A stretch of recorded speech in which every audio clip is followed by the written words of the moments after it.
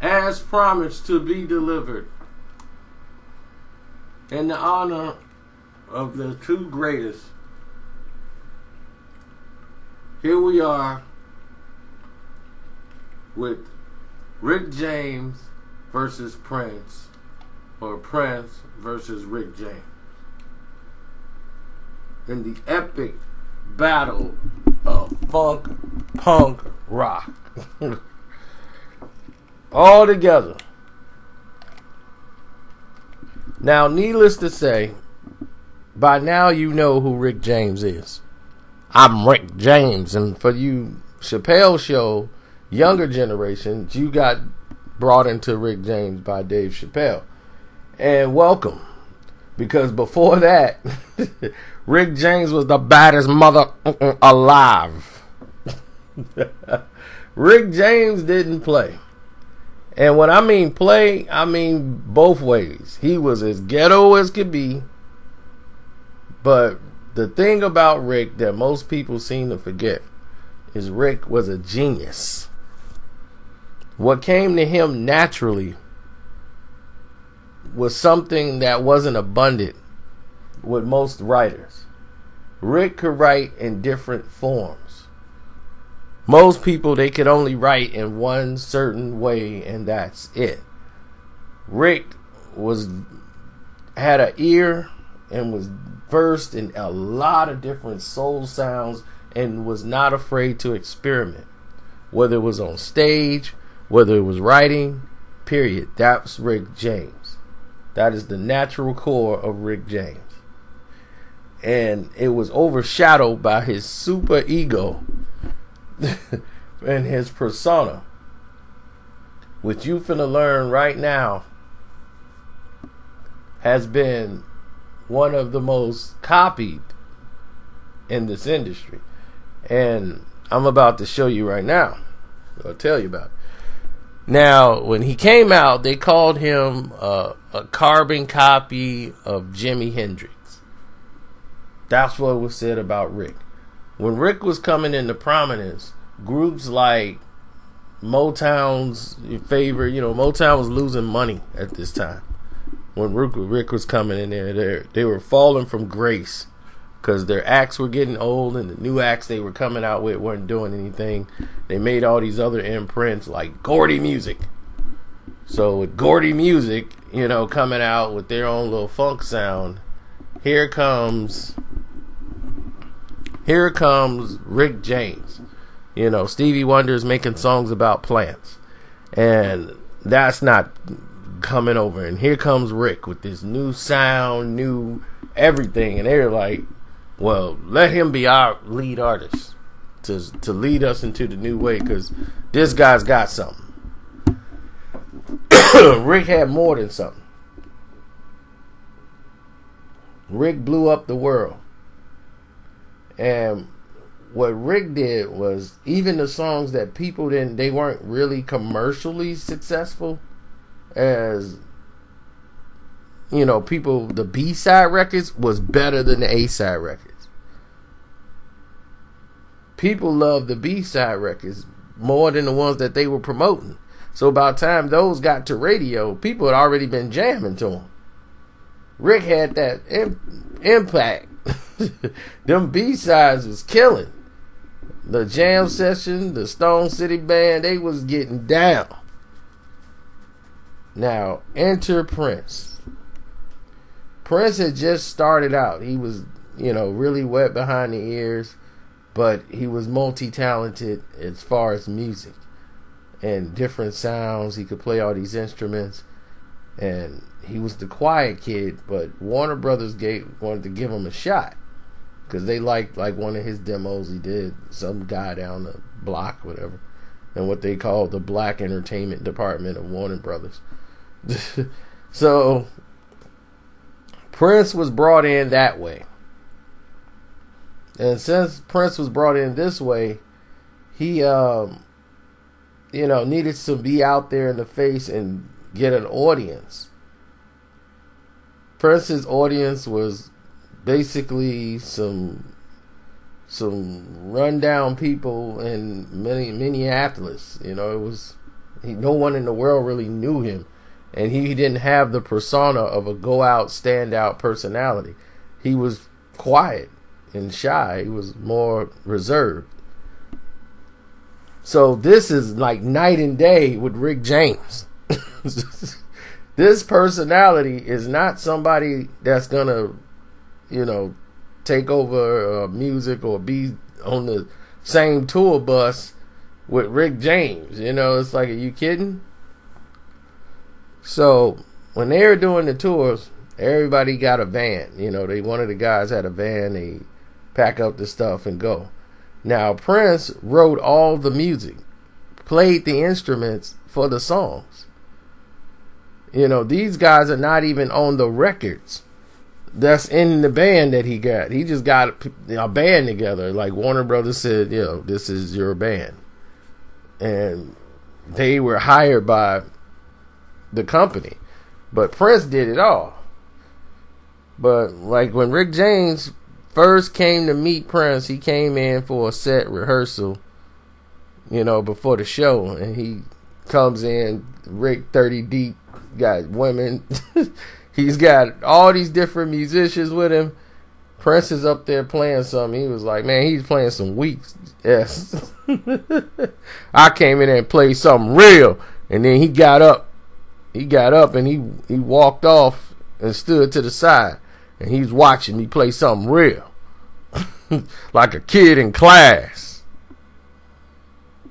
So Rick comes in there with his man Tony. Tony! Yeah.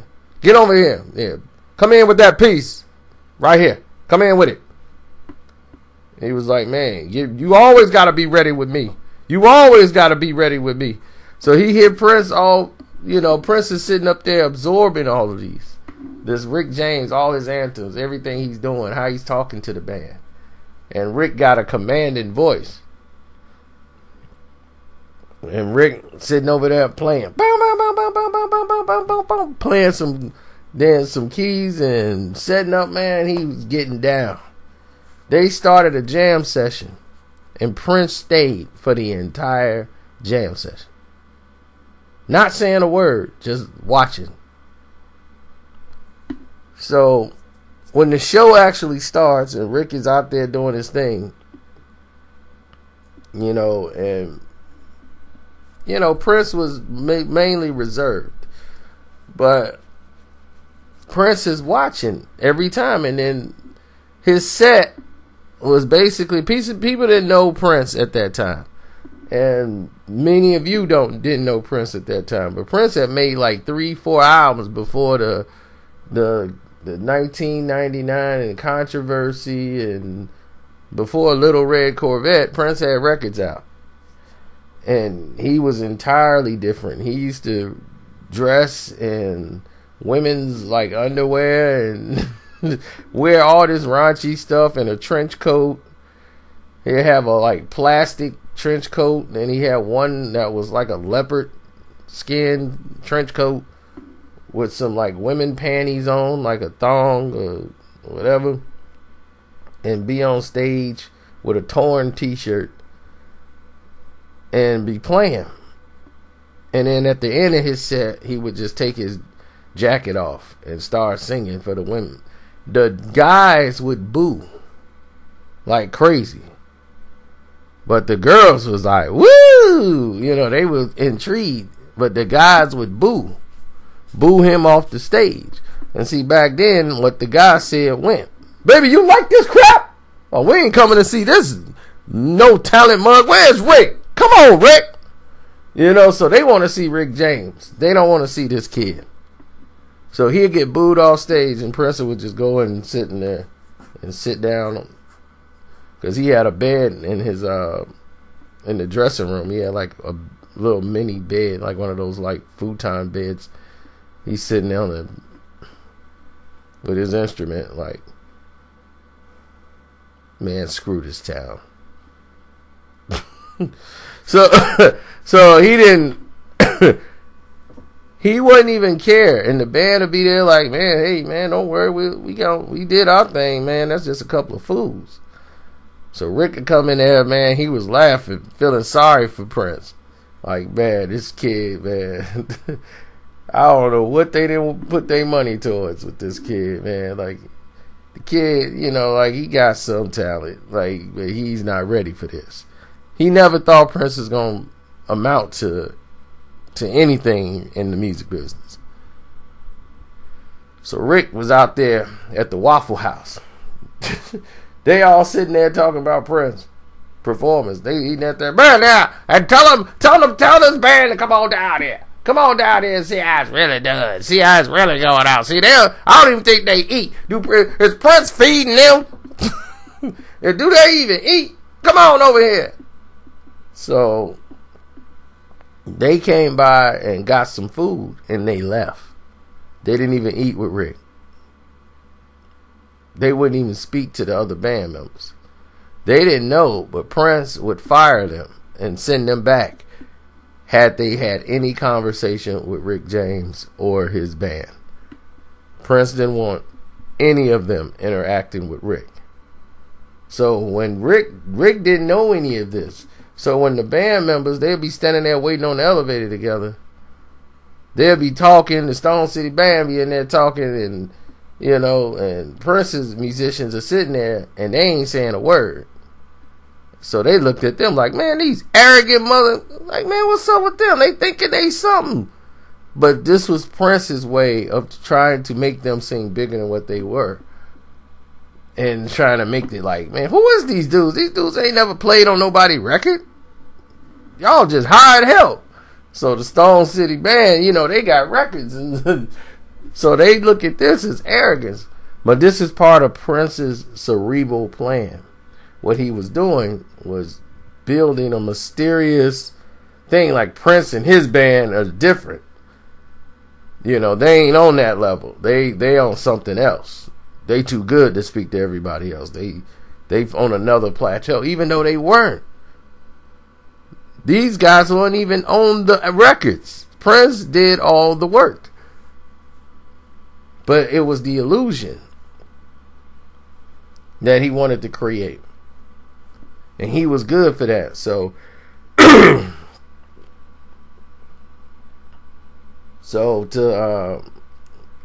they made fun of Prince's set, and they talked about how Rick was, you know, like Rick was in there talking about you, and, you know, and watch them heels, you know, they gonna break coming up them steps. You gonna break a heel and all this stuff. Like, man, moving in them heels and stuff like that, and standing still. Rick was making so much fun of Prince.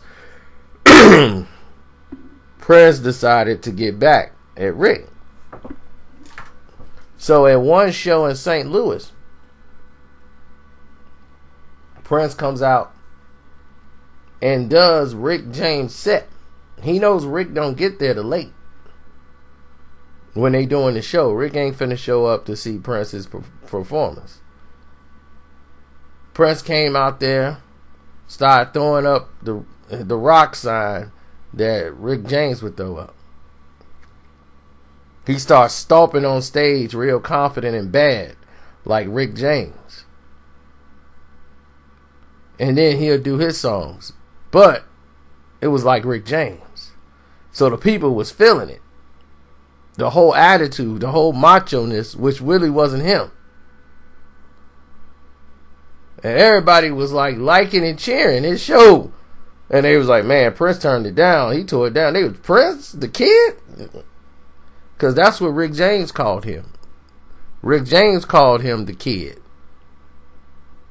The kid? Like, yeah, the kid, man, he came in here and did it.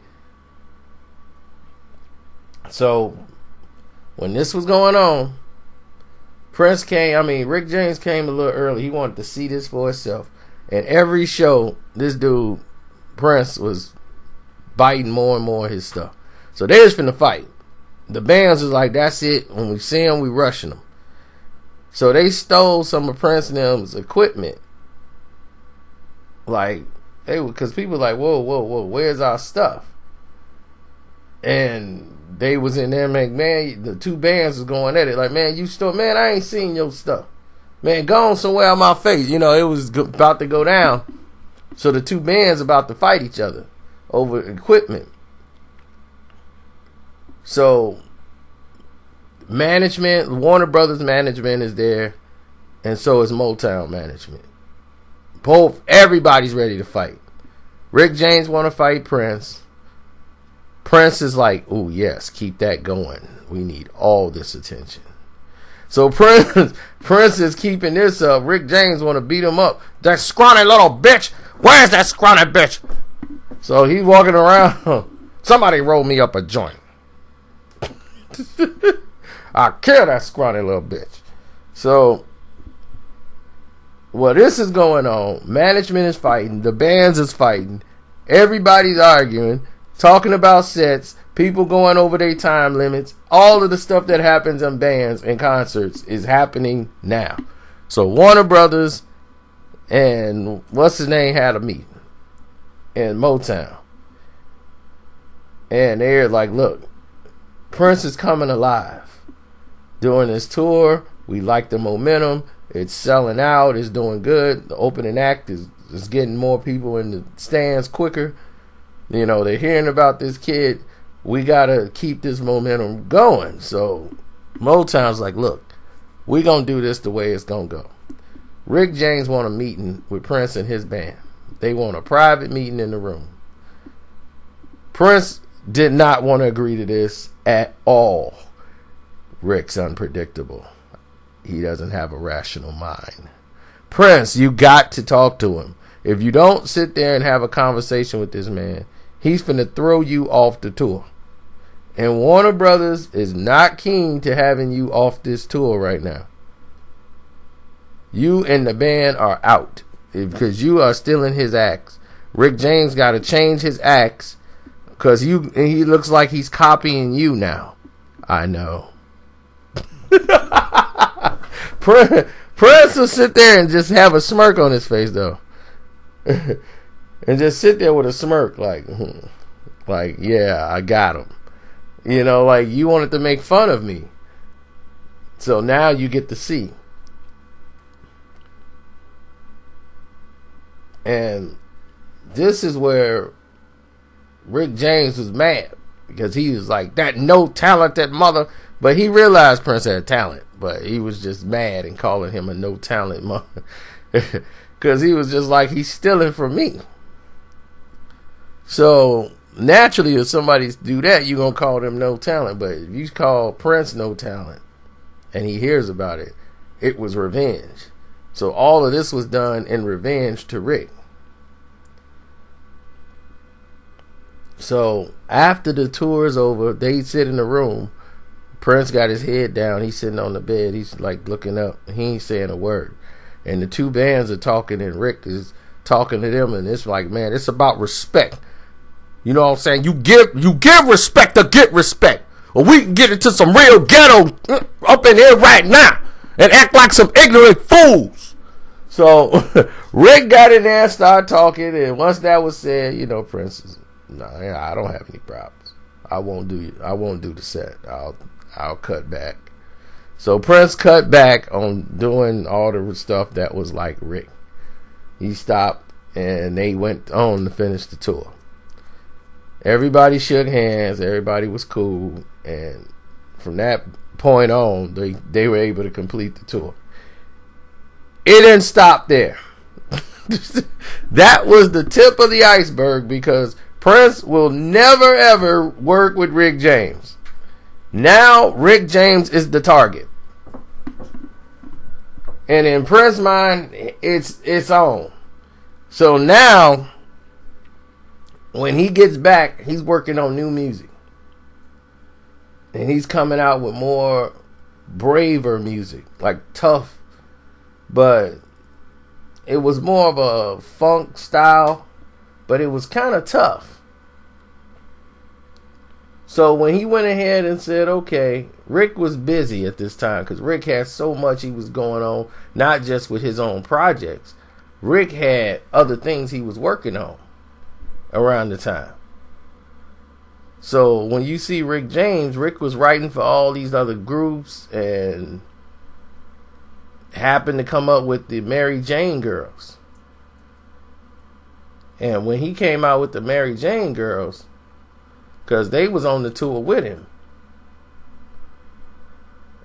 and you see the Mary Jane Girls, you like, oh wow, okay, there they go. You got like two white girls, 2 black girls up in there, and Prince started to see this like, okay. He saw the whole set and how Rick had it all locked. Because all of this was like Rick James' alter ego. So he wanted to call them the Color Girls, and then because they were black, white, and everything else, so Rick wanted to do it that way. The Color Girls. And they was like, no, that's going to be a bad mix. So they had the hit song In My House. In My House. Then they did All Night Long. But they were like backup singers that Rick had back in the day. So this started to trigger with Prince, because when Prince went back, he started working with a Minneapolis band that was up and coming, that performed in the same place he was performing at, and starting out, called The Time. And their singer name was Morris Day. Prince was writing all of their music at the time. And Prince had Morris Day as their lead singer. He created the personality of Morris Day. And what he was a comedic side act of what Rick James was. Because Morris was not like that. Morris was a stand in front of the mic and deliver some ballads, soft ballads, real slick. Yeah, baby, and all this tone. Prince told him, like, man, you got the ego. Let me tune that. Because Prince is innovative. He sees stuff. So he wanted him, he's like creating him to be his nemesis. It was like, you're going to be the opposite, my other opolar side of Prince. And both of us are going to succeed. Prince had it all laid out and made him the villain, but he mimicked him in the image of Rick James. Morris Day. Somebody bring me a mirror. And got his sidekick coming out there bringing him a mirror, fixing his hair in front of the mirror, and all this stage performance. Those were Prince's ideas. In the time they had dance steps. That's what Jimmy Jam and all them, they had steps. And they came in with that. And he's like, be you, be the time. That's what the time does. But the persona is Morris, who was basically like a cartoon character of what they perceived Rick James to be. Just over the top. Like Morris Day used to just talk on records. He would talk, begging women. So all of this was like an insult to Rick James. So Rick James would come back and do something and be like, yeah, now let's see Prince top this.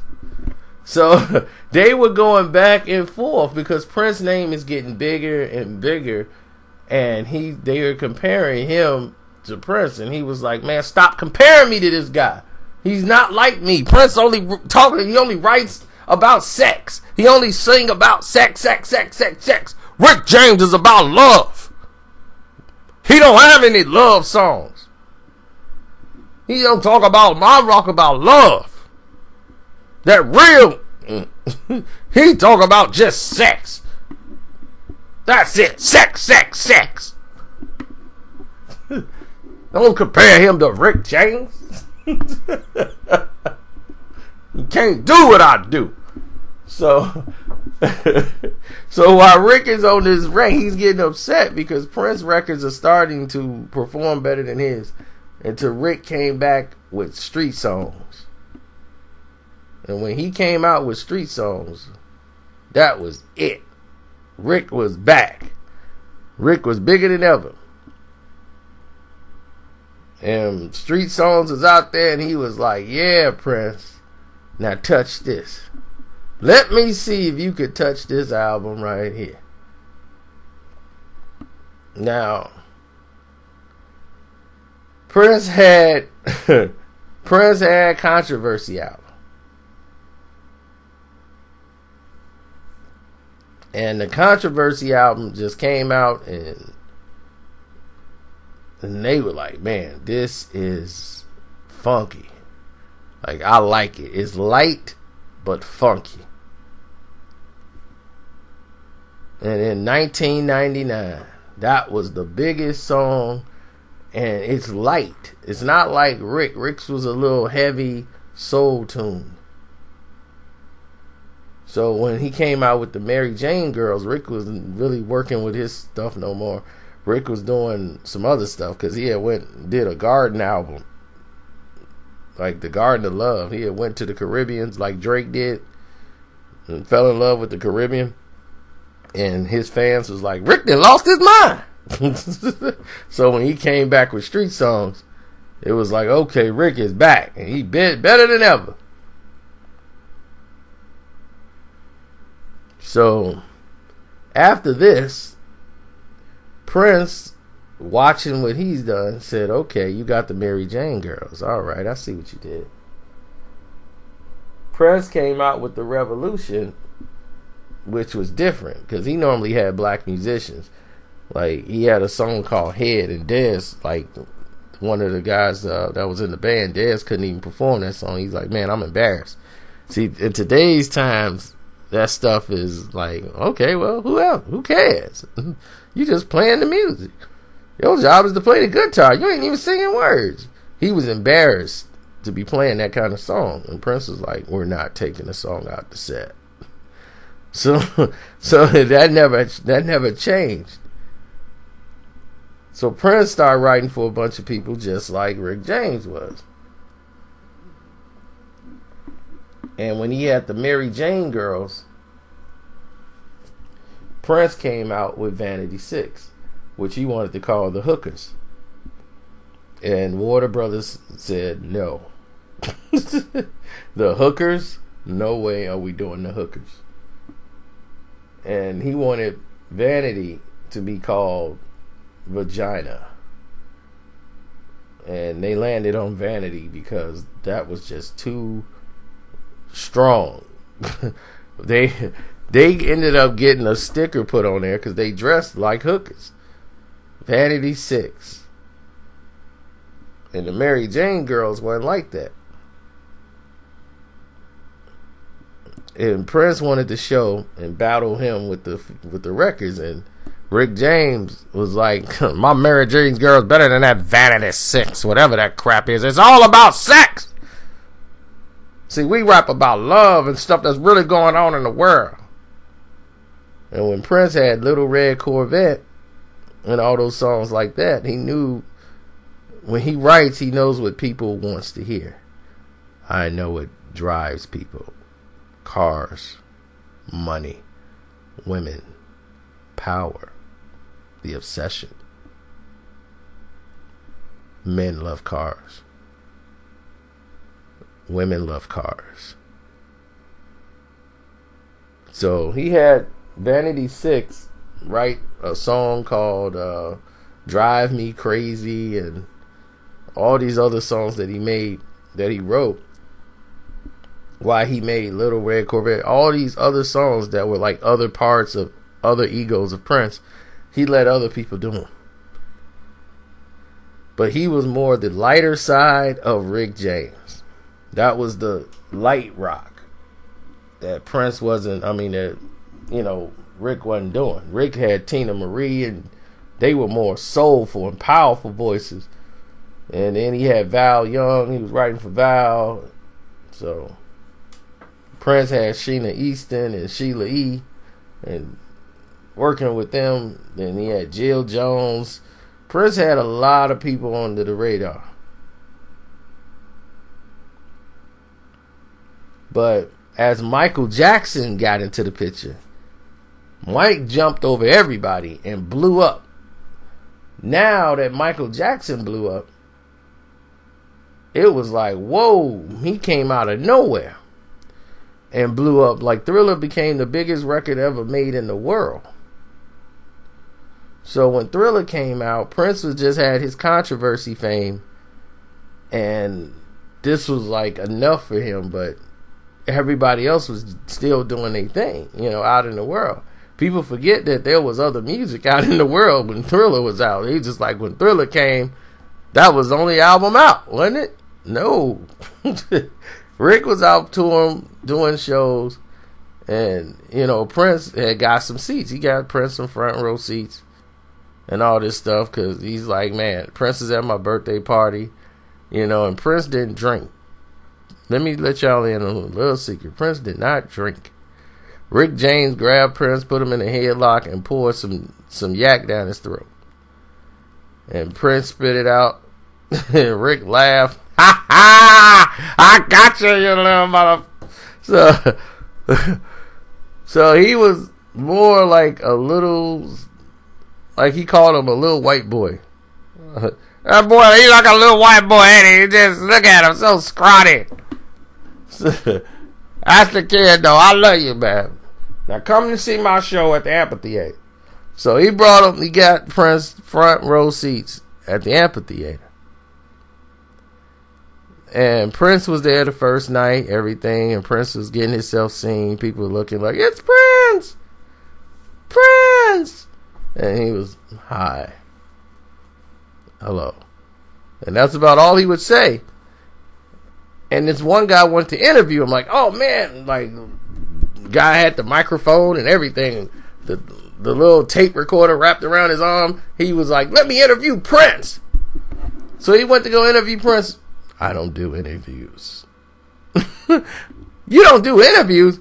So he walked off and didn't do an interview. And that was the wildest thing in the world. People had never heard of nothing like that. Everybody coming up wanted to do an interview.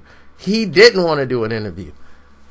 And it drove him to like, we got to find out more about this guy. He must have killed somebody or something. What is he doesn't want us to know? So after the set was over, he come backstage with Rick. Rick was, how you like the show? Oh, it was unbelievable.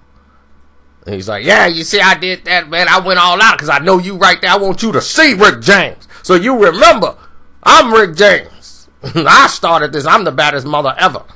I want to really just jump out. I wish I could just jump out of my skin and kiss myself because I'm so great. So Rick was talking about this song he wrote. Now I got this soul song. Man, it's far out. It's far out of this world. Nobody even thinking about it. And Prince started, because Prince didn't used to play with the synthesizer. He didn't have any synthesizer sound until he started dealing with like the revolution and started taking more of Rick James sound and putting it in his music. And it was mainly after this tour.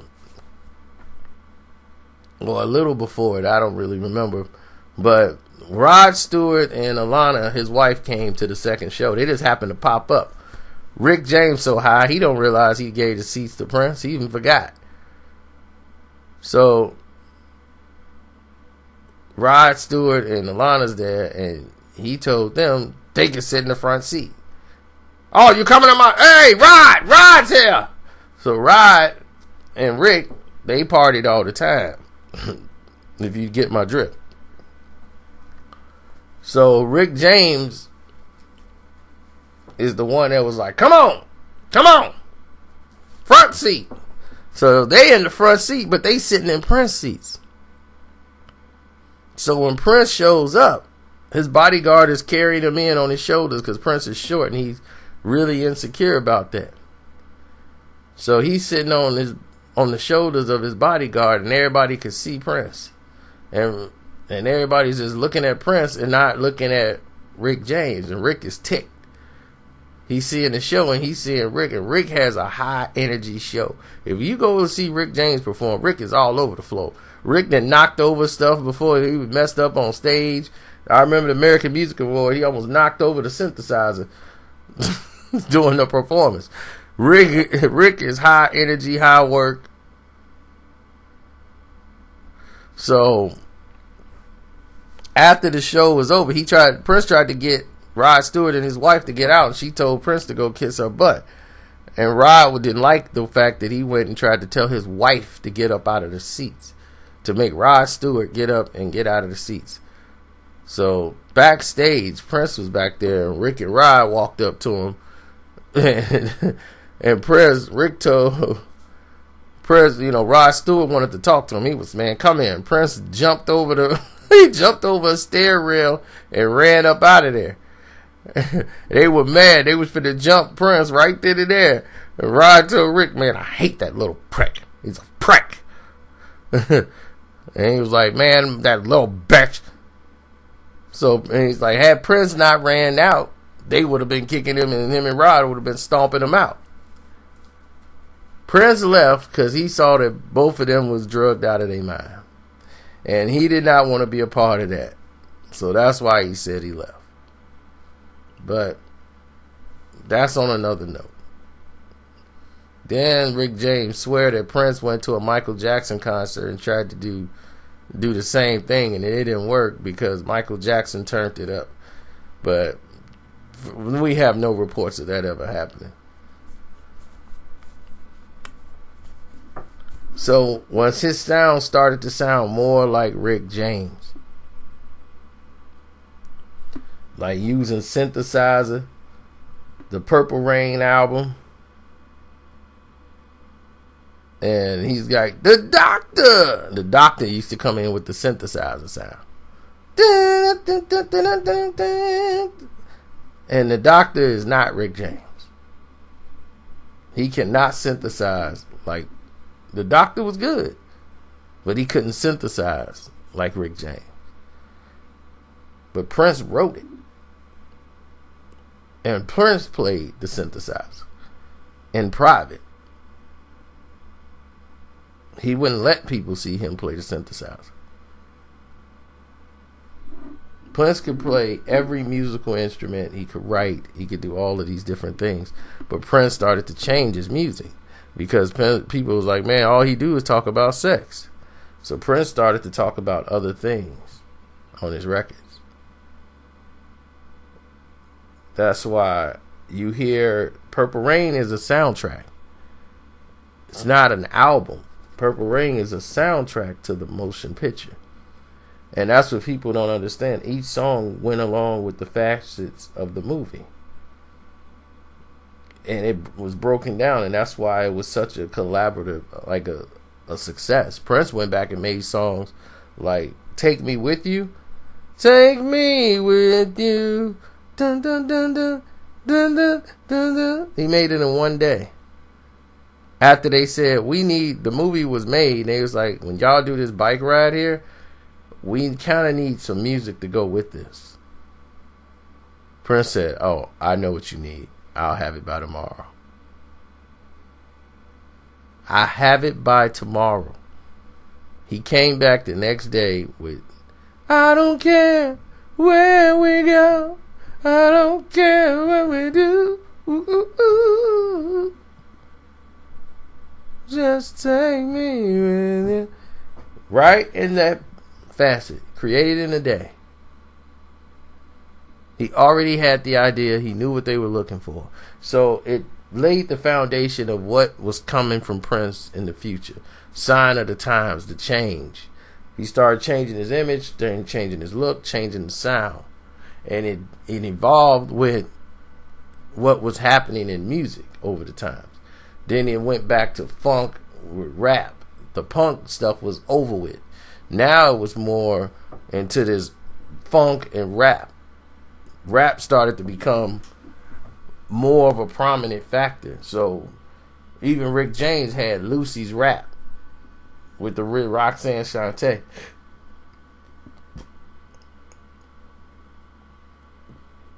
And then once Prince and Michael Jackson blew up, they weren't trying to put out Rick James records no more. Like, they weren't promoting Ebony Eyes, because he didn't want Smokey Robinson on his records. They, you know, that was a Motown thing. Like, man, you gonna do this with Smokey. And they trying to out-sing each other on Ebony Eyes. And guess you didn't know that Ebony Eyes love you. See, Prince didn't have pipes like Rick. You know, Rick had the soul sound down. You know, and that's what was missing with some of the feel that Prince had.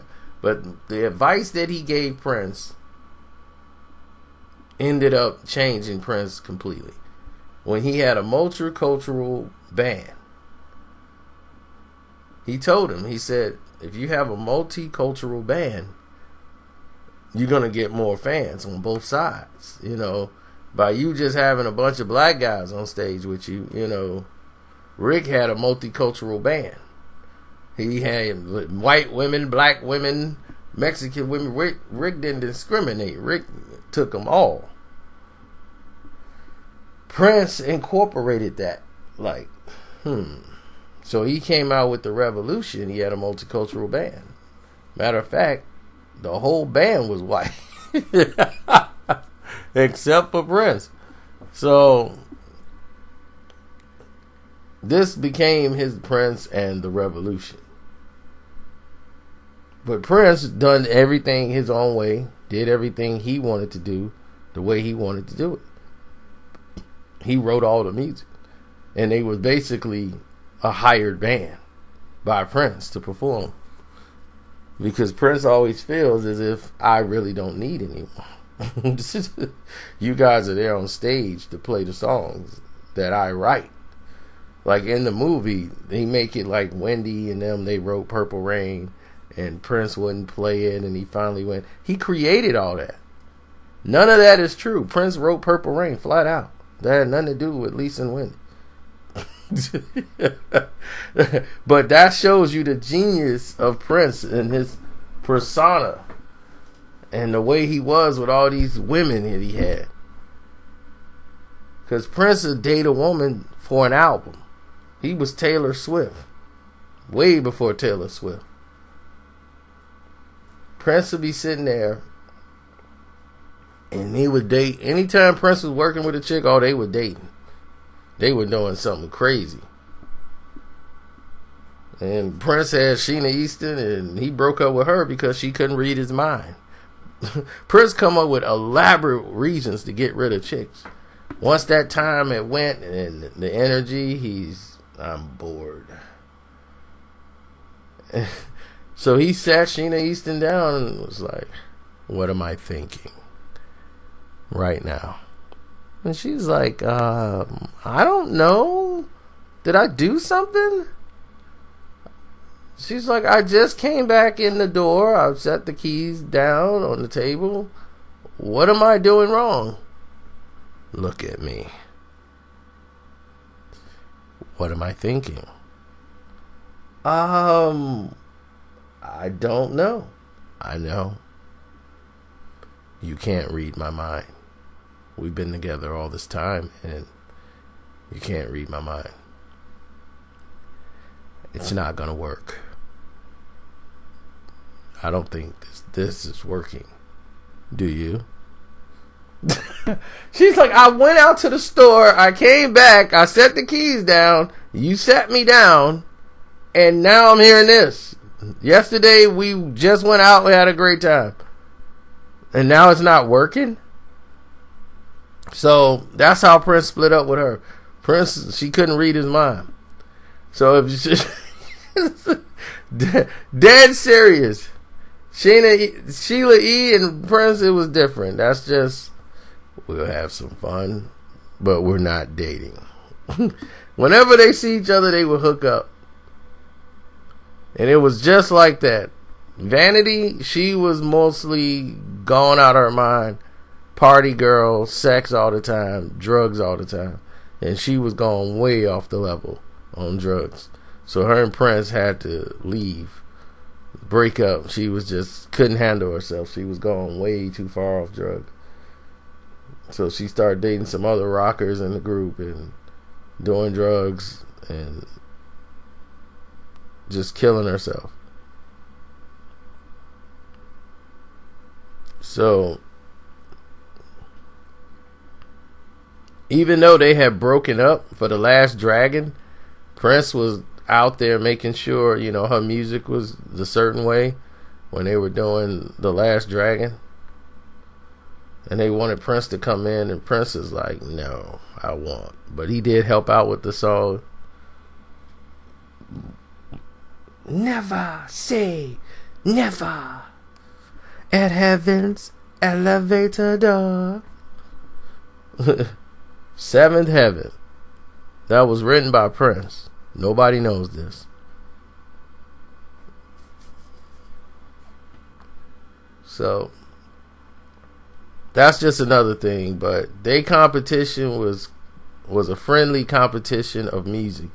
And like a lot of people would go back and listen to the songs. Like Prince would listen to Rick James songs. No matter what he put out, Prince would go grab the album and listen to it to hear what Rick is trying to do. And see if Rick's trying to copy him and seeing how he can best Rick. That was his competition. No matter what Rick sold, what Rick did, Prince wanted to be a bigger name. And once he was a bigger name than Rick, like worldwide, internationally, because Prince had a softer sound that was more universal than Rick's. Rick had the hearts of the ghetto. He had what they called the ghetto funk sound, with the deep tones and everything else. And he didn't quite cross over. They felt he was too abrasive for some of the crowds. And as the times changed, they felt Rick didn't change, and Rick actually did. It's just that California took a hold of Rick, and the drugs became too heavy on Rick. But musicianly, I would say Rick had the most talent there. Prince is more innovative as far as learning how to create and observe and learn and subject learning. Rick was a natural gifted when it came to like writing the music. Pop, pop, pop, pop, pop. Prince was gifted in learning how to play the instrument. You know, it's just like the thing, like the saying goes, you're gifted at many things, but you're a master of nothing. Prince could play the guitar, but he wasn't a masterful guitarist. He could play the piano, but he wasn't a masterful pianist. He could play every musical instrument, but he wasn't a master at them. And I only know this because people who are revered as masters at this craft, they are like, yeah, Prince is good. But, you know, I mean, like, I'm like, wow. I really didn't know this. I thought Prince was like the best. He's like, no, Prince is good. Don't get me wrong. He's good. He could play him, but he's like, he's not at the level of this guy. These guys are the best. Like, Prince is not even in that category when it comes to playing. It's just that Prince could do all of these different things. He hadn't dedicated him. If he had dedicated himself to one, he might have gotten better and been great at that one thing. But he could do many facets, and that wasn't the gift that Prince could do. Prince was great at developing, like, script, perception. He was the master of manipulation. He could do anybody's personalities and use that to personify something that he wanted.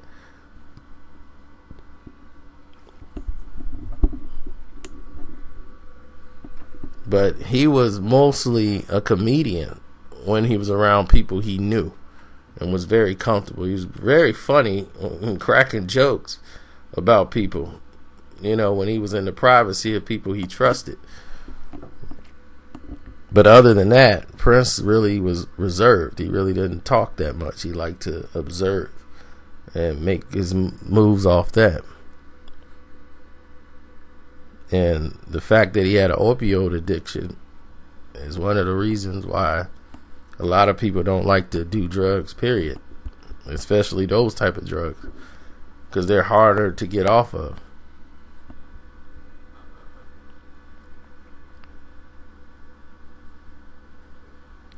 And this video's long enough, but now you know. I'm out.